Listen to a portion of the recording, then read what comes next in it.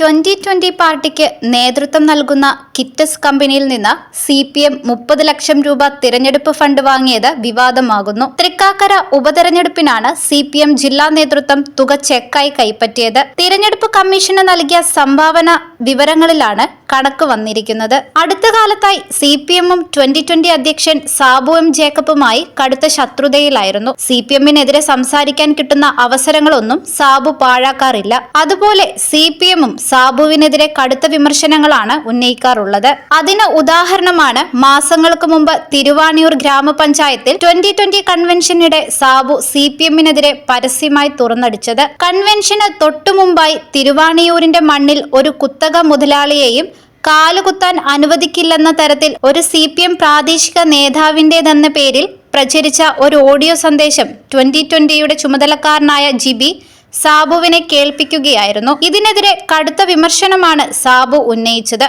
പ്രവർത്തകർക്ക് മുന്നിൽ അത് അദ്ദേഹം തുറന്നടിക്കുകയും ചെയ്തു.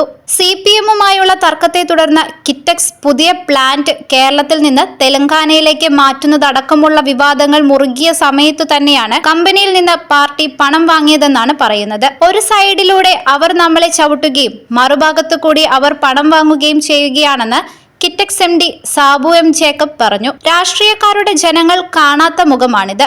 പരസ്യമായി അവർ നമ്മളെ എതിർക്കും, എന്നാൽ മറുഭാഗത്തു കൂടി സഹായം തേടും. സഹായം തേടുന്നവർക്ക് നൽകുന്നത് തങ്ങളുടെ മര്യാദയാണ്.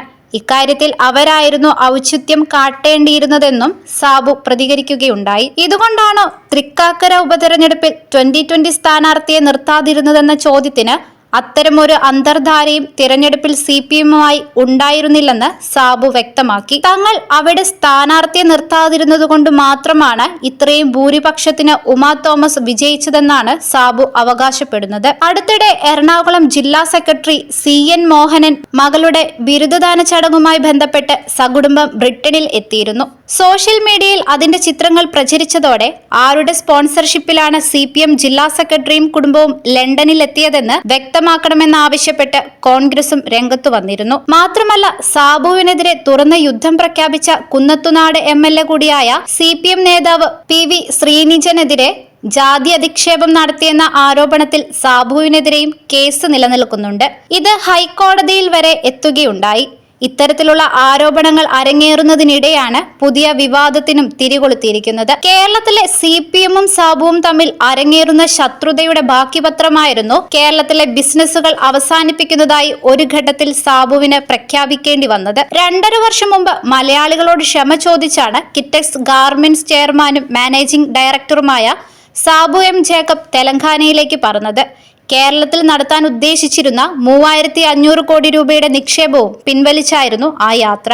2021 തുടക്കത്തിലാണ് കേരള സർക്കാരിലെ വിവിധ വകുപ്പുകൾ കിഴക്കമ്പലത്തെ കിറ്റക്സിന്റെ ഫാക്ടറിയിൽ തുടർച്ചയായി റെയ്ഡ് നടത്തിയത്. രാഷ്ട്രീയ വിരോധം വെച്ച് സർക്കാർ മനഃപൂർവ്വം ബുദ്ധിമുട്ടിക്കുകയാണെന്ന് അന്ന് കിറ്റക്സ് മാനേജ്മെന്റ് ആരോപിച്ചു. കേരളത്തിൽ നടത്താൻ നിശ്ചയിച്ചിരുന്ന 3500 കോടി രൂപയുടെ പദ്ധതി സർക്കാർ നടപടികളിൽ പ്രതിഷേധിച്ച് പിൻവലിക്കുന്നതായി ഇതോടെ കിറ്റക്സ് ചെയർമാൻ സാബു എം ജേക്കബിന് പ്രഖ്യാപിക്കേണ്ടി വരികയായിരുന്നു. 2020 അസെന്റ് കേരള സംഗമത്തിൽ സംസ്ഥാന സർക്കാരുമായി ഒപ്പുവെച്ച കരാറിൽ നിന്നാണ് കിറ്റക്സ് പിന്മാറിയത്. 20,000-ഓളം പേർക്ക് തൊഴിൽ ലഭിക്കുന്ന അപ്പാരൽ പാർക്ക് തിരുവനന്തപുരം, എറണാകുളം, പാലക്കാട് എന്നിവിടങ്ങളിലായി 5000 പേർക്ക് വീതം തൊഴിൽ കിട്ടുന്ന വ്യവസായ പാർക്കുകൾ എന്നിവയാണ് അന്ന് കേരളത്തിന് നഷ്ടമായത്. വെറും 2 വർഷവും 9 മാസവും കൊണ്ടാണ് തെലങ്കാനയിൽ 65 ലക്ഷം ചതുരശ്ര അടിയിൽ ഫാക്ടറികൾ സജ്ജമാക്കുന്നതെന്ന് സാബു എം ജേക്കബ് പറയുകയുണ്ടായി. 50,000 പേർക്കാണ് അവിടെ ഇതുവഴി തൊഴിൽ ലഭിക്കുന്നത്.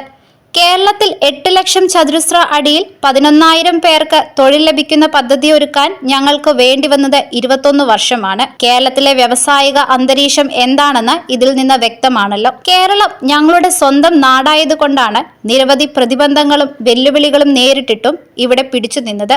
പിറന്ന നാട്ടിലെ ചെറുപ്പക്കാർക്ക് തൊഴിലവസരങ്ങൾ ലഭ്യമാക്കണം എന്ന ഉദ്ദേശമേ ഉണ്ടായിരുന്നുള്ളൂ. പക്ഷേ ഇവിടുത്തെ ചില രാഷ്ട്രീയക്കാരുടെയും ഉദ്യോഗസ്ഥരുടെയും രക്തത്തിൽ അലിഞ്ഞു ചേർന്നിരിക്കുന്നത് വ്യവസായ വിരുദ്ധ മനോഭാവമാണ്. അത് ഒരിക്കലും മാറില്ലെന്നാണ് സാബു എം ജേക്കബ് പ്രതികരിച്ചത്. 10 വർഷം മുമ്പെങ്കിലും കേരളത്തിൽ നിന്ന് തെലങ്കാനയിൽ പോയിരുന്നെങ്കിൽ ഇന്നത്തേതിനേക്കാൾ 10 ഇരട്ടി മികച്ച ബിസിനസ്സും നേട്ടവും കിറ്റക്സിന് ലഭിക്കുമായിരുന്നു. ആ ഒരു നിരാശയുണ്ട്. വെറുതെ കേരളത്തിൽ നിക്ഷേപിച്ച് ജീവിതത്തിലെ വിലപ്പെട്ട സമയവും ഊർജവും പാഴാക്കി. കേരളത്തിൽ വ്യവസായത്തിന് ശ്രമിക്കുമ്പോൾ വെള്ളം, ഉയർന്ന വൈദ്യുതി ചെലവ്, സ്ഥലം, മാലിന്യം, വിവിധ അനുമതികൾ തുടങ്ങി എല്ലാം വെല്ലുവിളിയാണ്. തെലങ്കാനയിൽ ഇത്തരം പ്രശ്നങ്ങളില്ല. ഇത് തന്നെയാണ് വ്യാവസായിക രംഗത്ത് തെലങ്കാനയുടെ മുന്നേറ്റത്തിനും കേരളത്തിന്റെ തളർച്ചയ്ക്കും കാരണമെന്നും സാബു എം ജേക്കബ് വ്യക്തമാക്കിയിരുന്നു. 2 വയസ്സിന് താഴെയുള്ള കുട്ടികളുടെ വസ്ത്രനിർമ്മാണ രംഗത്ത് ലോകത്തെ ഏറ്റവും വലിയ കമ്പനികളിൽ ഒന്നാണ് കിറ്റെക്സ്. അമേരിക്കയാണ് മുഖ്യ വിപണി. വോൾമാർട്ടും ആമസോണുമെല്ലാം കിറ്റെക്സ് ഉൽപ്പന്നങ്ങൾ വിറ്റഴിക്കുന്നുണ്ട്. കേരളത്തിലെ ഫാക്ടറിയിൽ പ്രതിദിനം 7 ലക്ഷം വസ്ത്രങ്ങൾ നിർമ്മിക്കുന്നുണ്ട്. 20,000 രൂപയ്ക്ക് മുകളിൽ CPMന് സംഭാവന നൽകിയവരുടെ വിവരങ്ങളാണ് ഇപ്പോൾ പുറത്തുവന്നത്. 6.2 കോടി രൂപയാണ് പാർട്ടിക്ക് സംഭാവനയായി ലഭിച്ചത്. കേരളത്തിൽ നിന്നും വ്യക്തികൾ, സ്വർണ്ണ വ്യാപാരികൾ, ബിൽഡർമാർ എന്നിവരിൽ നിന്നാണ് CPMന് ഏറ്റവും കൂടുതൽ സംഭാവന ലഭിച്ചത്.